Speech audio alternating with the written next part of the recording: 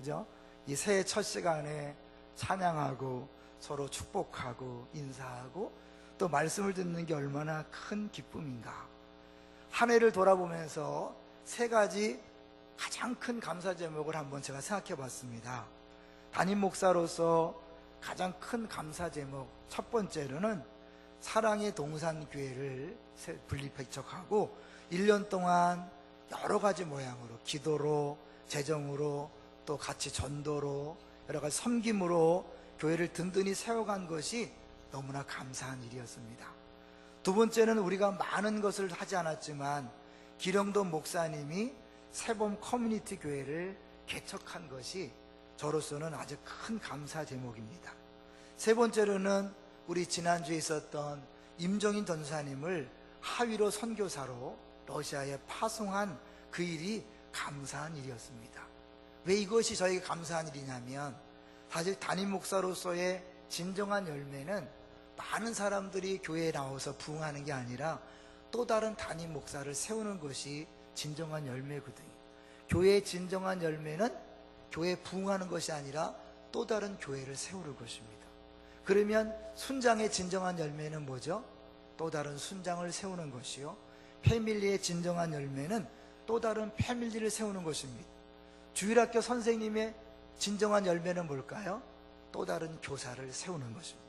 그렇다면 우리 예수 믿는 사람들의 진정한 열매는 뭘까요? 또 다른 예수 믿는 사람, 특별히 제자를 세우는 것을 의미합니다. 왜? 제자라면 또 다른 제자를 세워야 하기 때문에 그렇습니다. 특별히 이제 2016년은 우리가 이제 10년을 정리하고 또 다른 10년을 준비하는 결정적인 해고, 동시에 우리 2016년은 우리가 첫 번째, 두 번째, 세 번째 비전을 돌아가면서 하는데 다음 세대를 준비하는 비전을 하기 때문에 열매라는 것을 생각해 봤습니다. 그래서 오늘 제목은요, 같이 한번 볼까요? 제목이 뭡니까? 많은 열매를 맺는 2016년이다. 2016년 자꾸 의미를 부여하다 보니까요, 저에게는요 특별한 의미가 있더라고요. 제가 예수 믿은 지 40년 되는 해예요. 1977년 1월 10일에 처음 교회를 갔어요. 그러니까 만으로 이제 40년째가 되는 것이 2016년이더라고요. 그리고 우리 교회적으로는 만 10년이 되는 해입니다. 우리가 2006년에 교회 개척을 했기 때문에 2016년은 만 10년이죠. 그래서 이제 성숙한 단계로 올라갔고 우리가 계속 공포한 대로 10주년을 잘 진행하고 앞으로 10년은 이웃과 열방을 섬기는 교회로서 진정한 열매를 맺는 교회가 되기를 사모하는 마음으로 오늘 말씀을 준비했습니다.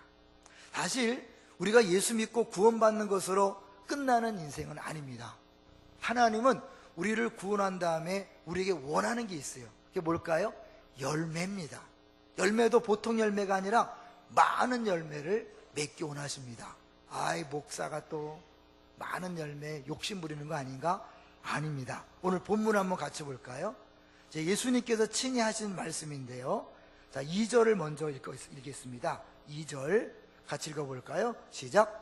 물은 내게 붙어 있어 열매를 맺지 아니하는 가지는 아버지께서 그것을 제거해 버리시고 무릇 열매를 맺는 가지는 더 열매를 맺게 하려 하여 그것을 깨끗하게 하시느니라.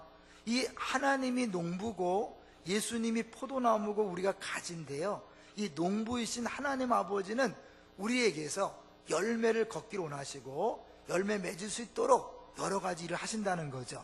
또 4절을 볼까요? 4절 시작. 내 안에 거하라 나도 너희 안에 거하리라. 가지가 포도나무에 붙어 있지 아니하면 스스로 열매를 맺을 수 없음같이 너희도 내 안에 있지 아니하면 그러하리라. 열매 맺는 걸 얘기하죠. 5절도 또 나와요. 5절 시작. 나는 포도나무여 너희는 가지라. 그가 내 안에 내가 그 안에 거하면 사람이 열매를 많이 맺나니 나를 떠나서는 너희가 아무것도 할 수 없음이라. 열매를 어떻게 한다고요? 많이 맺나 그래요. 그리고 많이 맺을 때 어떤 일이 벌어지냐면 8절입니다. 8절 시작. 너희가 열매를 많이 맺으면 내 아버지께서 영광을 받으실 것이요 너희는 내 제자가 되리라. 이 말씀은 제자에게 주시는 말씀인데 또 갑자기 예수님께서 열매를 많이 맺으면 제자가 된다는 게 뭘까요? 그러면 열매를 많이 맺어야 제자가 되는 그런 공로일까요? 아니라는 거죠. 제자가 된 사람은 당연히 열매를 맺게 되어 있다는 거예요. 왜냐하면 열매는 제자의 증거니까요. 열매가 없다는 것은 그 사람이 제자가 아니라는 말이에요. 그래서 제자라면 반드시 열매를 맺게 되어 있고 그랬을 때 아버지께서 영광을 받으신다라고 그렇게 예수님이 분명히 말씀하고 있는 거예요.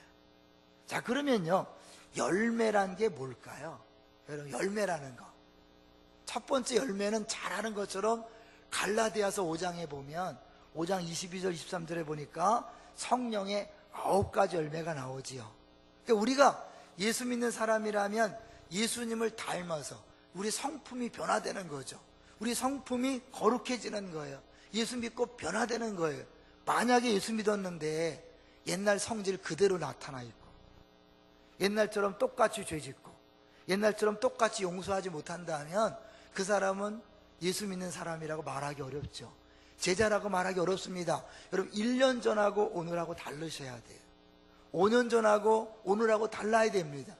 예수 믿고 10년 전하고 예수 믿는데 10년 전하고 지금하고 또 다르셔야 돼요. 매년마다 다른 모습이 나타나야 돼요. 그게 열매거든요.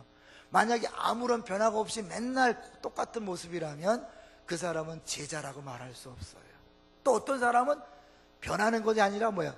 더 후퇴하는 사람이 있어요. 맨날 왕년 얘기. 나는 왕년에는 옛날에는. 그건 아니죠. 왜냐하면 사실은 한번 열매를 맺는 나무가 갑자기 또 못 맺는다면 그 나무는 더 이상 살아있는 게 아니라 죽은 거잖아요. 그 열매를 점점 더 많이 맺는 것이 당연한데 일단 성품의 변화가 나타나야 되죠. 그런데 우리가 열매할 때 성품의 변화만 이야기하지 않는 거 잘 아시죠? 또 중요한 열매가 뭘까요? 당연히 영혼 구원의 열매를 맺으라고 예수님께서 우리에게 말씀하고 있죠. 왜냐하면 제자가 또 다른 제자를 낳는 거니까 결국 그 제자를 낳는다는 건 뭐예요?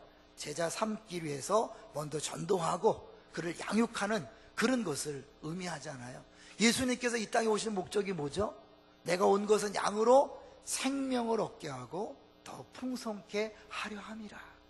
영혼을 구원해서 제자 삼는 것이 예수님의 이 땅에 오신 목적이었어요. 그래서 마태복음 28장 18절부터 보시면 어떻게 해요? 예수님께서 모든 성도들에게 모든 제자들에게 말하길 너희는 가서 모든 족속으로 제자를 삼아. 그것이 우리 예수 믿는 사람들의 본분이기 때문에 여기서 말하는 열매, 그거는 뭐예요? 우리 성도의 본분인 영혼 구원, 그래서 제자 삼는 것으로 연결될 수 있는 거죠. 우리 오늘 보면 16절을 볼까요? 아주 우리를 택한 이유가 바로 그것이라는 거죠. 16절, 15장 16절 시작. 너희가 나를 택한 것이 아니요 내가 너희를 택하여 세웠나니 이는 너희로 가서 열매를 맺게 하고 또 너희 열매가 항상 있게 하여 내 이름으로 아버지께 무엇을 구하든지 다 낫게 하려 함이라. 내가 너희를 택한 이유는 뭐라 했어요? 열매를 맺는 거랬잖아요. 그러니까 열매 맺지 않으면 사실은 우리가 존재 목적이 사라지는 거죠. 근데요, 사실은 이런 열매를 맺는 게 우리 힘으로 되는 건 아니라는 것을 이제 분명히 말씀하는데, 먼저 이 열매를 얘기할 때 이 두 가지는 결코 뗄래야 뗄 수 없는 거예요. 성품이 변화되는 열매와 사람을 구원한 열매는요, 서로 동절의 양면처럼 같이 가는 거예요. 왜냐하면 내가 예수 믿고 사람이 변화되잖아요. 그럼 내 주변 사람들이 나의 변화된 모습 때문에, 내가 변화된다는 건 뭐예요? 예수님처럼 사랑 덩어리로 변화되는 거니까 내가 사랑하게 되면 주변 사람들이 자연스럽게 주 앞에 돌아오는 구원의 역사가 있는 거죠. 믿습니까? 만약 여러분 주변에서 여러분을 보고 아무도 주 앞에 나오지 않는다면 진짜 내가 예수님의 제자인가, 내가 정말 예수 믿고 변화된가 라는 것들을 점검해 보셔야죠. 자연스럽게 내가 예수님을 닮아서 사랑덩어리, 왜냐하면 예수님은 하나님이시고 하나님은 사랑이시기 때문에 그 사랑이신 예수님을 닮다 보면 내가 사랑의 말을 하게 되고 사랑의 행동을 하게 되니까 자연스럽게 내 주변에서 구원의 역사가 이루어지는 거죠. 18세기경 구두 만드는 실습생이었던 존 와르라는 사람이 있었어요. 그는 그리스도의 신실한 증인이 되기로 결심했습니다. 근데 그 존 와르 밑에, 그도 실습생인데 그 밑으로 또 다른 견습생이 고용되었고, 존은 그에게 반복해서 계속 영적인 일들에 대해서 이야기해 줬어요. 그렇지만 그 새로운 견습생은 굉장히 귀찮아했습니다. 어느 날 실습생이 위조 화폐 1쉴링을 진짜와 바꾸려고 하다가 붙잡히고 말았어요. 아주 곤란한 상황에 처했습니다. 그리고 수치스러운 죄책감에 사로잡혀서 어쩔 줄 몰라 하는 그를 이 존 와르가 찾아가서 기도해주고 마음을 다해서 도와줬습니다. 어떻게 됐을까요? 그가 예수님을 전할 때, 영적인 것을 전할 때는 듣지 않다가 그가 어려움을 처했을 때 그를 사랑으로 돌봐주니까 그의 마음이 열려서 그가 그 다음에 예수를 믿게 되었다는 거예요. 거기서 끝나는 게 아니에요. 예수를 믿었을 뿐만 아니라 그는 후에 인도 선교사가 되었어요. 그가 바로 누구냐면 윌리엄 캐리, 선교의 아버지라고 말하는 윌리엄 캐리가 바로 그 사람이었어요. 이 존 와르라는 사람, 구두 만드는 실습생에 불과했지만 그가 그의 삶의 현장에서, 그 직장에서 최선을 다해 일할 뿐만 아니라 믿지 않은 사람에게 꾸준하게 예수 믿는 이야기를 해주고, 그가 어려울 때 자연스럽게 사랑을 베풀다 보니까 그 사람이 변화되어서 예수 믿고 돌아온 것을 볼 수 있습니다. 우리가 진짜 예수 믿는 사람이라면 자연스럽게 우리 안에 와 계신 그 예수님, 그 사랑덩이이신 예수님이 나를 통하여, 내 말을 통하여, 행동을 통하여 바깥으로 흘러나가고 그 자연스럽게 나타남으로 말미암아 그 사랑을 경험한 사람이 주 앞에 돌아오게 되어 있는 거죠. 물론 여기에는요, 이제 내가 하는 것이 아니라 그분이 한다는 것이 전제되어 있기 때문에 사실은 그 다음에 보면 어떻게 해요? 기도라는 얘기를 계속하고 있어요. 한번 볼까요? 여기 열매 얘기를 하다가 붙어있다고 얘기하면서 7절을 보시면 갑자기 기도 얘기가 나와요. 7절 한번 같이 볼까요? 시작. 너희가 내 안에 거하고 내 말이 너희 안에 거하면 무엇이든지 원하는 대로 구하라. 그리하면 이루리라. 사실 기도한다는 건 뭐예요? 내가 할 수 없기 때문에 도와달라는 거잖아요. 여러분, 기도가 어마어마한 특권인 거 아시죠? 우리 예수 믿는 사람이 너무 기도하라 그러면 부담을 가져요. 스트레스를 갖는데 내가 도저히 아무것도 할 수 없다고 느끼는 사람은 자연스럽게 도와달라고 요청하게 돼 있는 거예요. 그러니까 기도는 특권이지 의무가 아니에요. 기도는 특권이지 무슨 노동이 아닌 거예요. 왜요? 우리가 할 수 없는데 그분이 다 해줄 것을 믿을 때 그분에게 요청하면 그분이 이루어주는 거거든요. 그래서 어떻게 해요? 너희들이 스스로 열매를 맺는 것이 아니라 저절로 맺는 것이다. 어떻게? 내 안에 거하기만 하면. 그래서 4절을 보세요. 4절. 이 기도한다는 것은 예수님에게 안에 거하는 것과 직결되는 거예요. 4절 볼까요? 시작. 내 안에 거하라. 나도 너희 안에 거하리라. 가지가 포도나무에 붙어 있지 아니하면 스스로 열매를 맺을 수 없음같이 너희도 내 안에 있지 아니하면 그러하리라. 스스로 열매를 맺는 게 아니지. 사실 우리가 막 열매를 얘기하면 부담스럽잖아요. 나 전도 못했는데, 나 별로 안 변했는데, 그러면서 스스로 절망하고 귀를 닫지 마세요. 여러분, 책망하는 설교가 아닙니다. 우리가 그동안 열매를 맺지 못했다면 왜 맺지 못하는가를 여기 보여주고 있는 거예요. 그러니까 오늘부터 우리가 진짜 열매 맺는 그 원리를 깨닫게 되면 여러분 뭐예요? 내가 맺는 게 아니라 저절로 맺어지는 거예요. 할렐루야.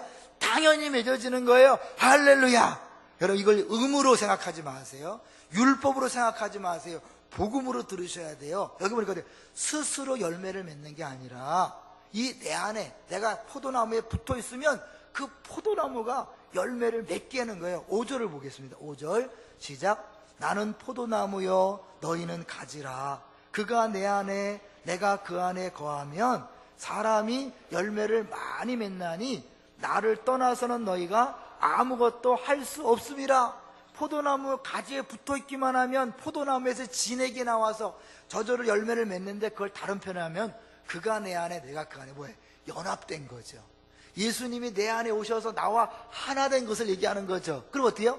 그분이 내 안에 계시기 때문에 자연스럽게 그분의 생명력이 나를 통해 흘러감으로 저절로 열매를 맺는 거예요. 근데 그 거한다는 것 자체가 뭐냐면 예수님을 의지하는 것이고 예수님을 믿는 거니까 그 믿음은 기도로 나타나는 거예요.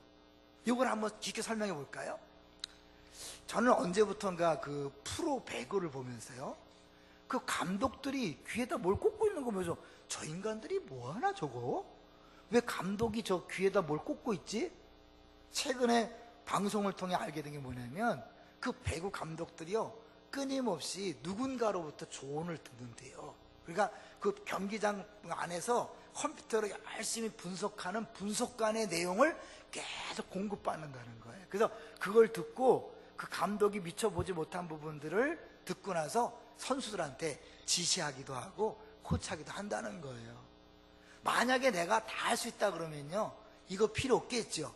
내가 부족하다고 연약하다고 할 수 없다고 느끼는 것만큼 다른 사람의 의견에 귀를 기울이는 거죠. 근데 이게 다른 사람이 아니라 뭐예요? 하나님, 예수님, 그분에게 계속 귀를 기울이고 그분이 지시한 대로 하는 거예요. 그게 그분을 믿는 거고 그분을 의지하는 거예요. 그래서 오늘 본문에 뭐예요?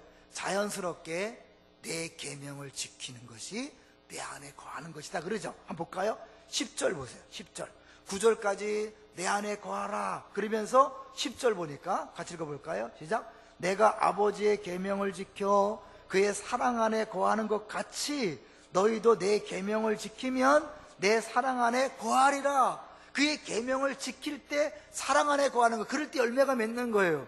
이런 계명을 지킨다 그러면 또 말하면 어때요? 와, 말씀을 어떻게 지키지? 내가요, 내 노력으로 살 수 없다고 인정하면요, 누군가의 도움을 요청하게 됐고 누군가를 의지하게 돼 있는 거예요.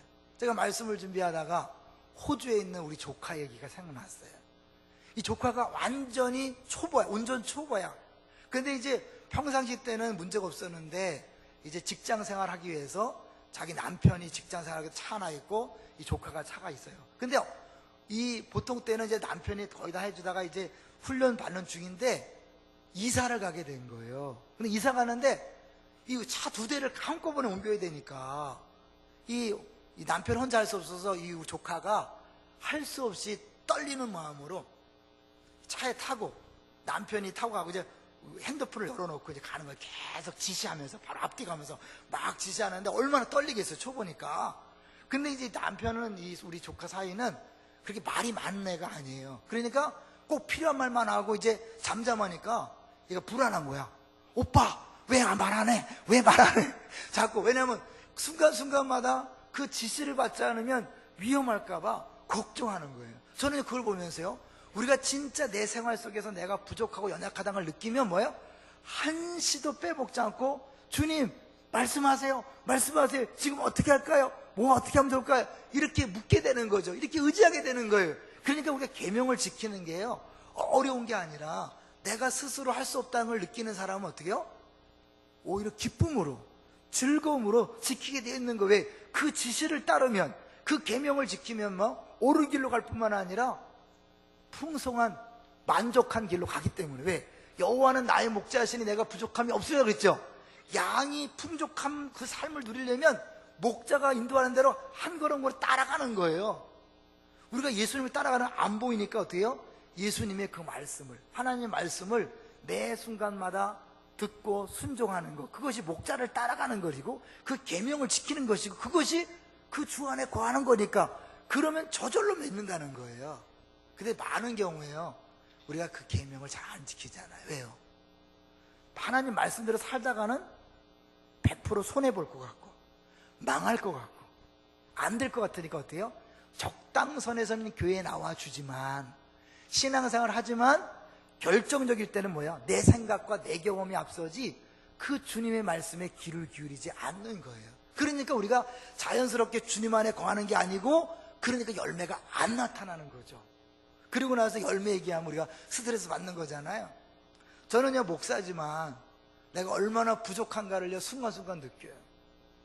며칠 전에도요, 제가 성령 아파트 1동에 사는데, 이제 우리 손님하고 같이 이렇게 막 오다가, 그 월요일이니까 그 쓰레기를, 그 폐지를 치우는 트럭이 앞에 가더라고요. 그래서 순간적으로 저 트럭이 입구를 막으면 내가 우리 집에 못 들어갈 텐데, 어떡하지? 빨리 쫓아가서 빨리 들어가겠다.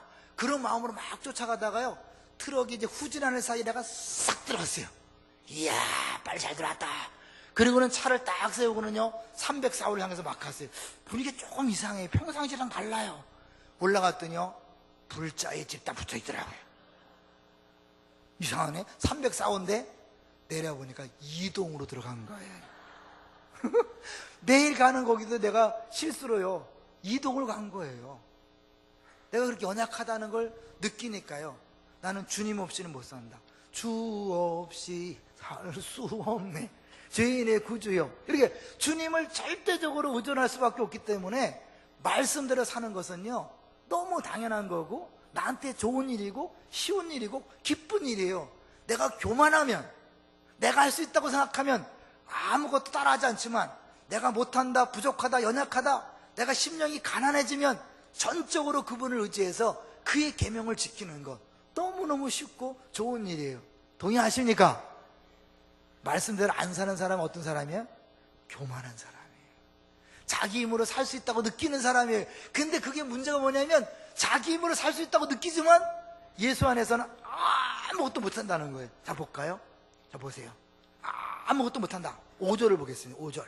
5절 시작. 나는 포도나무여 너희는 가지라. 그가 내 안에 내가 그 안에 거하면 사람이 열매를 많이 맺나니 나를 떠나서는 너희가 아무것도 할 수 없습니다. 아무것도 nothing이에요.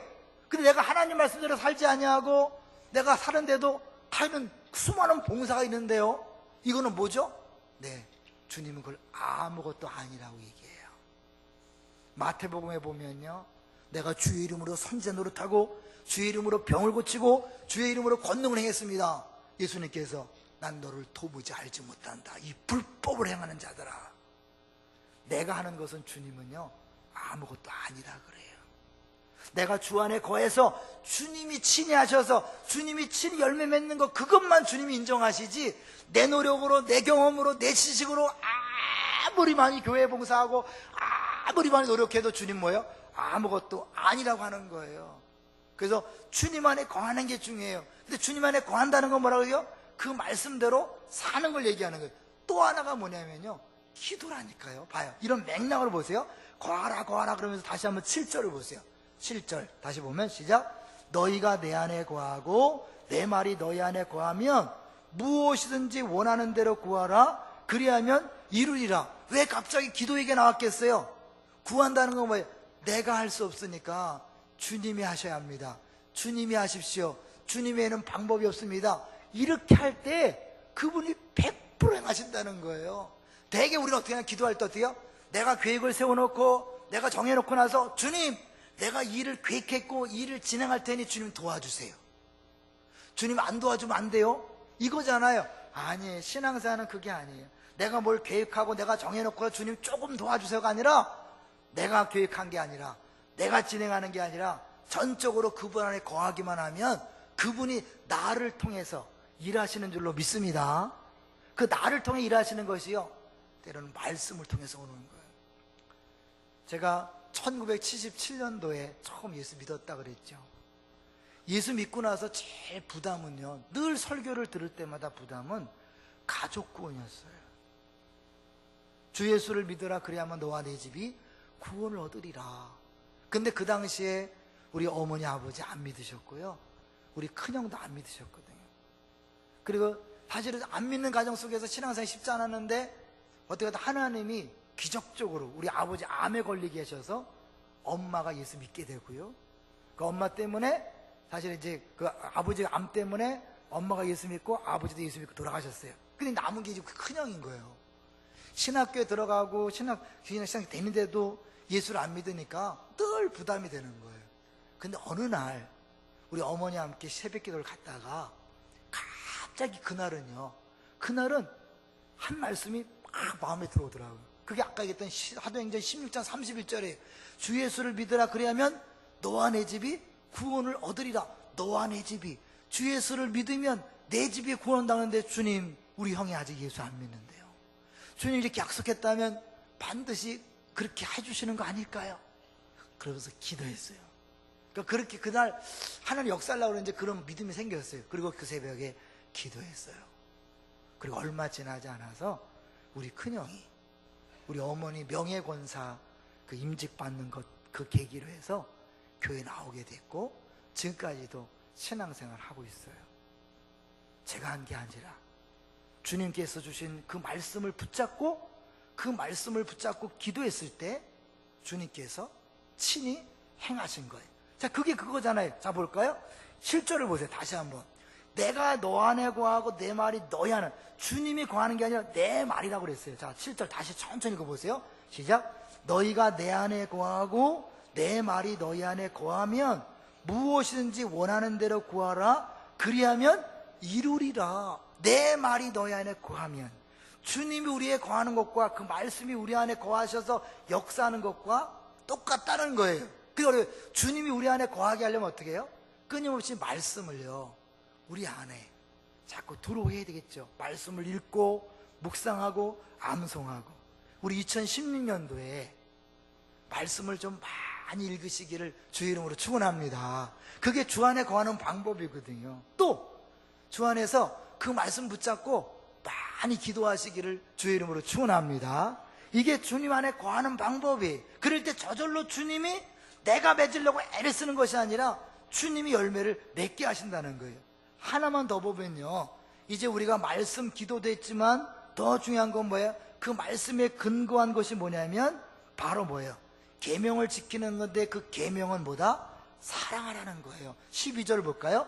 내 계명을 지키면 내 산에 거한다 그랬는데 12절을 보시면 시작. 내 계명은 곧 내가 너희를 사랑한 것 같이 너희도 서로 사랑하라 하는 이것이니라. 결국 주님 안에 거하기 위해서 해야 될 일이 뭐예요? 서로 사랑하는 거예요. 잘 들으셔야 돼요. 우리는 교회에서 많은 일을 하려고 그래요. 예수 믿으면서 많은 일을 하려고 그래요. 근데 그 일하다가 도리어 사람들하고 많이 부딪혀요. 분쟁이 생겨요. 다퉈요. 갈등이 생겨요. 그렇게 하지 말라는 거예요. 너희들이 할 일은 서로 사랑하는 것이다. 그러면 일은 누가 한다? 내가 한다는 거예요. 열매는 내가 믿는다는 거예요. 근데 많은 교회가요, 왜 분쟁이 있고 왜 싸워요? 다 교회를 위한 것이고 하나님 나라를 위한 것이고 복음화를 위한 거예요. 근데 그것을 통해서 싸운다면, 갈등이 있다면, 다툼이 있다면 그거는 내 일이지 주님 일이 아닌 거예요. 그건 내 열매지 주님이 원하신 열매는 아닌 거예요. 이해되십니까? 만약에 우리가 이 원리를 제대로 안다면 교회에서 싸울 일이 없는 거예요. 여러분, 교회에서 힘들 일도 없는 거예요. 사실 교회에서요 정말 힘든 이유는요, 봉사하는 게 힘든 게 아니잖아요. 뭐가 힘든 거예요? 인간관계가 힘든 거잖아요. 아무리 일이 많아도요 관계가 열려있으면 아무리 힘들지 않아요. 뭐든지 뭐에 힘든 거는 일이 아니라 마음이 무겁은 거잖아요. 일이 무거우니 마음이 무겁고. 그래서 그런 얘기를 하더라고요. 쌀 한 가마니가 있는데 이 쌀을 옆집 갖다 주라 그러면 어떻게 해요? 막 툴툴거리면서 무겁다 그래. 니네 집 가져가라 그러면 어떻게 해요? 하나도 안 무겁다는 거잖아요. 똑같은 쌀 한 가마의 무게지만 내가 어떠한 마음으로 그 쌀가마니를 지느냐에 따라서 달라지는 거예요.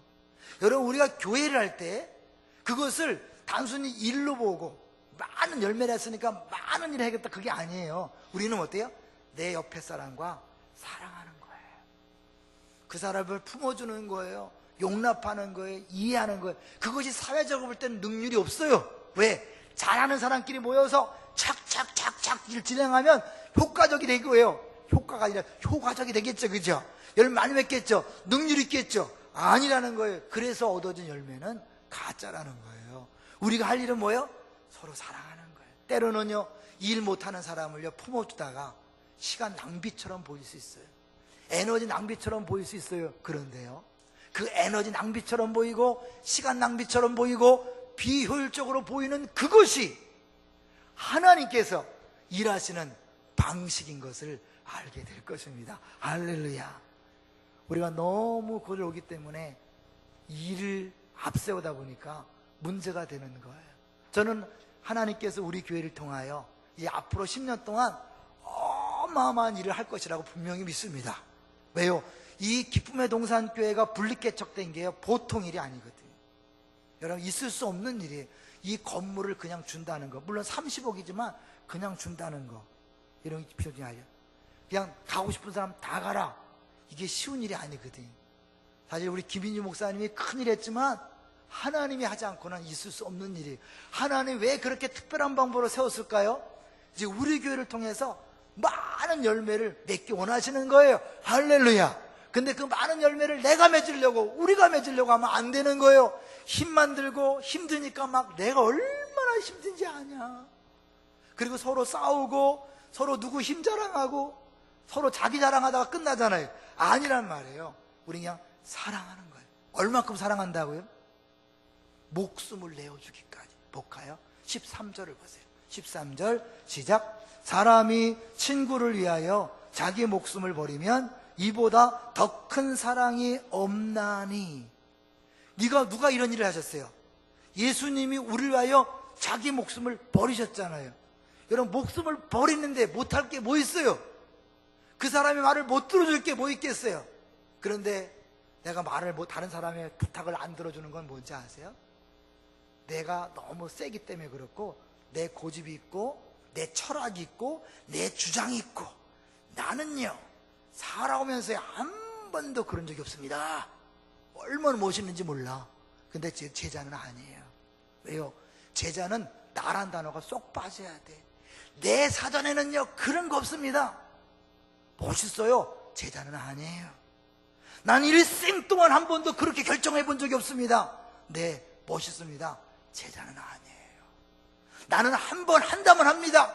그래서요 어차피 못할 거 봉사 안 합니다. 얼마나 멋있는지 몰라. 신실하잖아. 하다가 그만둘 거 안 하는 거 얼마나 멋져요. 제자는 아니에요. 찔릴지어다. 많은 사람이 그래요. 저는 내 형편을 봐도 저는요 하면요 하다가 그만둘까 봐요. 저는 차라리 시작을 안 해요. 너무 멋있고 아름다워요. 위대해요. 그건 교회 바깥에서예요. 교회 안에서는요 내가 없는 거예요. 주님이 필요하다 하시면 그냥 하는 거예요. 친구를 위하여 목숨까지 내어릴 정도로 한다면 어떻게 해요? 여러분이 봉사하지 않는 것만큼 누군가는 2배, 3배로 고생하는 거예요. 그렇죠? 내가 봉사 안 하면 누구 교사해야지, 순장해야지, 집사해야지, 다 해야지, 1인 3역 5역 다 하잖아요. 그건 사랑이 아니라고 생각해요. 여러분, 짐을 나눠주는 차원에서도 봉사해 주시기를 주의로 축원합니다. 왜냐면요 이거는 저 목사가 저거 교회 잘 되게 하려고 정말 많이 스트레스 주네. 내가 교회를 왜 옮긴지 알아? 내가 이렇게 그냥 쉽게 가려고 한 건데 또 저거 목사가 그러네. 아니에요 여러분, 이거는 우리 마땅한 본분이고 마땅해야 될 일이에요. 왜냐하면 여러분이 봉사 안 하는 것만큼 누군가가 죽어나가고 있다니까요. 그렇게 하시고 더 나가세요. 사실은 이 사랑이라는 거죠. 우리 옆 사람들을 사랑할 때 가장 큰 사랑은 뭘까요? 그거는 그 사람의 영혼 구원이잖아요. 전도잖아요. 그렇기 때문에 여러분이 사실은 교회 내에서 서로 사랑하는 사람이 집에 가서 불신 가족들도 뜨겁게 사랑할 수 있어요. 불신 남편에게 뭐든지 다 해주세요. 별을 따다 달라면 따다주는 흉내내는 거예요. 따다줄 수는 없잖아요. 그냥 따다주는 흉내내는 거예요. 알잖아요. 그 마음을 알잖아요. 다 해주세요. 사실 저도요 잘 목사에 설교하지만 잘 안 돼요. 섬기는 게 잘 안 돼요. 의도적으로 섬기려고 마음먹으면 좀 하지만 잘 안 돼요. 그러나 어떻게 해요? 사실 오늘 말씀하신 것처럼 이게 주님께서 말씀하신 거니까 이런 부분에서 내가 순종하기로 결단하는 거예요. 그리고 주님, 내가 못하니까 주님이 하십시오. 그게 갈라디아서 2장 20절이잖아요. 내가 그리스도와 함께 십자가에 못 박혔나니 그런즉 이제는 내가 사는 것이 아니요 내 안에 오직 그리스도께서 사신 것이라. 여러분, 우리는 결단하는 거예요. 선포하는 거예요. 그러면 내 안에 주님이 친히 일하시는 거예요. 내가 사실은 할 수 없다는 걸 인정하는 것, 그게 믿음이고, 할 수 없다고 고백하는 것 자체가 주 안에 거하는 것이고, 그럴 때 주님이 하시는 거예요. 대부분은 내가 하려고 그러고 내가 앞장서고 내가 모든 걸 결정하기 때문에 주님이 일할 가능성이 없어서, 일할 이런 여지가 없기 때문에 열매가 나타나지 않는 거예요. 그러니까 신앙생활은요, 따져보면 어려운 게 아니에요. 쉬운 거예요.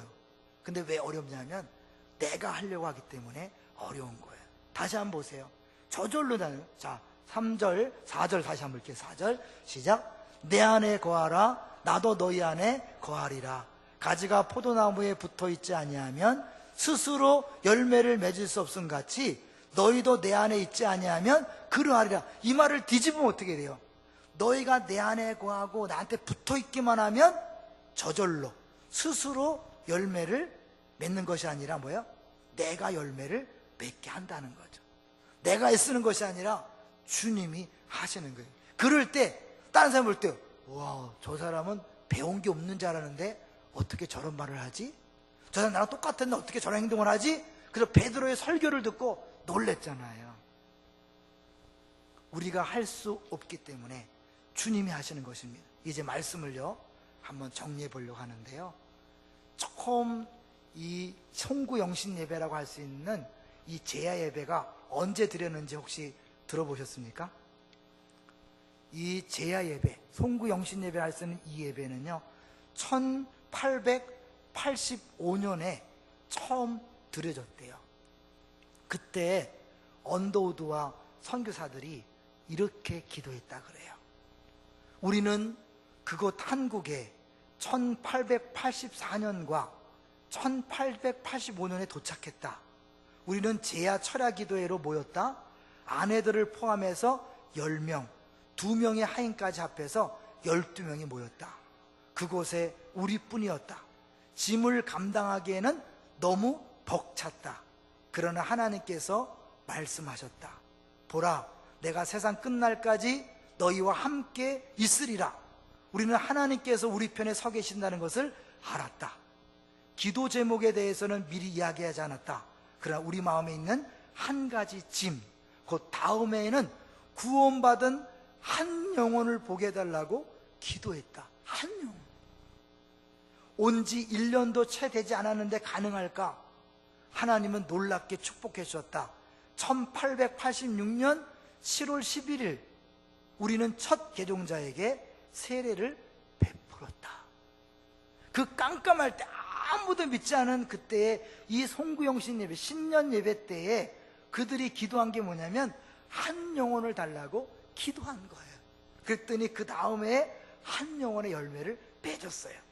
다시 1886년 연말에 우리 선교사들은 다시 만났다. 우리의 기도 제목은 내년에 더 많은 영혼을 그리스도에게 인도해 달라는 것이었다. 2년 만에 더 많은 일을 할 수 있으려고 기대할 수는 없었다. 그러나 하나님께서는 우리의 기도를 들으시고 1887년 9월에 23명의 교인으로 첫 교회를 조직하도록 허락하셨다. 첫 해에 1명 계속 전도해서 그 다음에는요 첫 교회를 조직한 거예요. 1888년 말 선교사와 교사를 포함해서 우리 교인은 100명을 넘어섰다. 이상이 하나님께서 우리를 사용하신 방법이었다. 자기들이 볼 때는 도저히 불가능해 보이지만 그러나 하나님이 함께 하실 것을 믿고 하나님을 의지해서 기도했어요. 한 영혼을 보내주십시오. 하나님 그 기도를 들으시고 그 해에, 그 다음 해에 한 명이 세례받고 그 다음에 100명을 넘어서는 기적 같은 역사가 나타난 거죠. 뭐를 통해요? 기도를 통해요. 자기들이 한 게 아니에요. 주님이 하셨다는 것을 인정하는 거예요. 이상이 하나님께서 우리를 사용하신 방법이었다. 저는 마지막으로 우리가 잘 아는 언더우드의 기도문을 같이 읽어보면서요, 하나님께서 우리 한국의 많은 열매를 이 기도를 통해 맺게 하셨고, 이제는 우리의 기도와 우리 서로 사랑을 통하여 열매 맺기 원하시는 하나님 마음을 한번 생각해 보려고 합니다. 언더우드의 기도문이 다 아실 거예요. 주여, 지금은 아무것도 보이지 않습니다. 주님, 메마르고 가난한 땅, 나무 한 그루 시원하게 자라 오르지 못하고 있는 땅에 저희들을 옮겨와 심으셨습니다. 어떻게 그 넓고 넓은 태평양을 건너왔는지 그 사실이 기적입니다. 주께서 붙잡아 뚝 떨어뜨려 놓으신 듯한 이곳, 지금은 아무것도 보이지 않습니다. 보이는 것은 고집스럽게 얼룩진 어둠뿐입니다. 어둠과 가난과 인습에 묶여있는 조선 사람뿐입니다. 그들은 왜 묶여있는지도 고통이라는 것도 모르고 있습니다. 고통을 고통인 줄 모르는 자에게 고통을 벗겨주겠다고 하면 의심부터 하고 화부터 냅니다. 조선 남자들의 속셈이 보이지 않습니다. 이 나라 조정의 내심도 보이질 않습니다.